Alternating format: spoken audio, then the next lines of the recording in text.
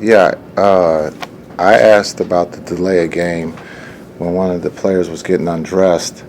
Like, we have a gray area of like, we can do that, we can't do that. It just goes with different crews, and that crew just didn't see it. So I asked about that.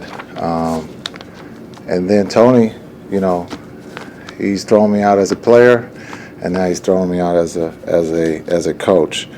And what I said to him is, whose ball is it, right? And so he took that personal, unfortunately, and threw me out. Um, it happens.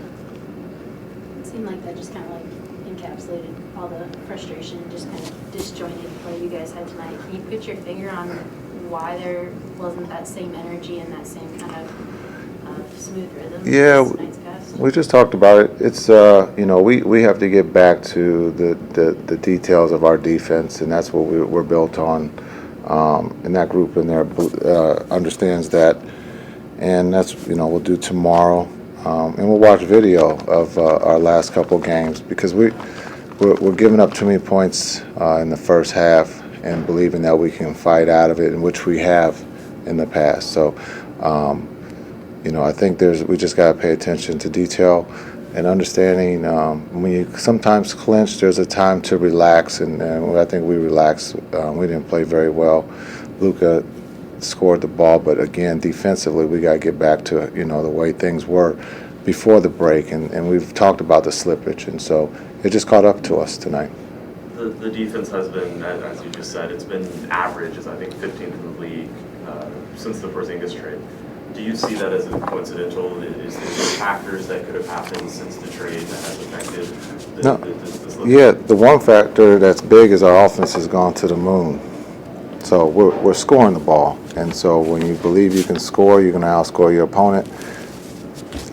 Other things will sometimes defense will come secondary, and that's where we've been.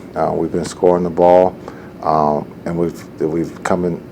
Back from these deficits of 15, 10, 12, and then flipping the score to win by 10, 12, or that road trip we went back east, winning at the buzzer.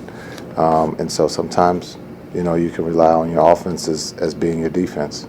How do you coach a belief back into the defense, if that's what you're saying? Oh, it's easy. Just take a couple ass whoopings, and then you have all the ammo you need. And so we got it. In Cleveland, we didn't play well. We played well in the second half. If we want to do anything going forward, we got to play, 48 minutes, and that's where we were before the All-Star break, and we'll get back to it. But there's no screaming, right? No, there's no screaming. I can't believe I got the second tee, but we'll see we'll see what the league says. Coach, to continue on the defensive trend. March was the worst month for you guys since November in terms of opponents' field goal percentage and three-point percentage. Just to dial in on some of what you think might be going wrong on the defensive end, can you just talk about the shot quality and does it feel like the shots are too easy on the other end, or is it lack of execution, or what do you think it is? Yeah, I think it's just the month of March. You're not always going to have a perfect month, and it just happens that we had, I think, 16 games in the month of March, and you're going to say our defense slipped, but our offense went up, and we had a winning month. So, as you know, in this league, players look at W's, coaches look at the losses, and so we just have to dial in on our defense and understand what we're capable of doing, and then also being able to do it for 48 minutes, and we just haven't done that of late. We got one on Zoom, Eddie Sefko.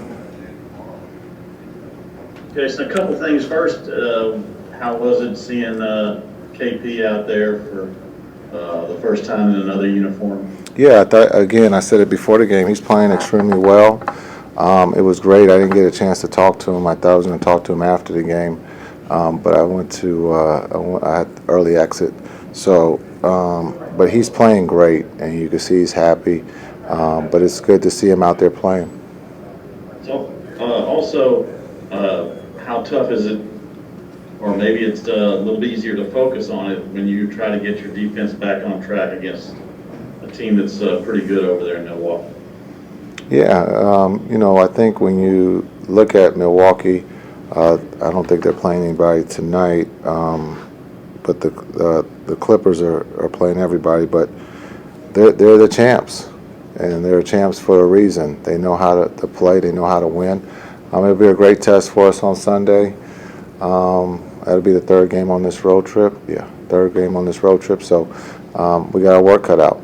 But the nice thing is we got practice tomorrow, and we'll talk about what we need to do to get ready for Milwaukee.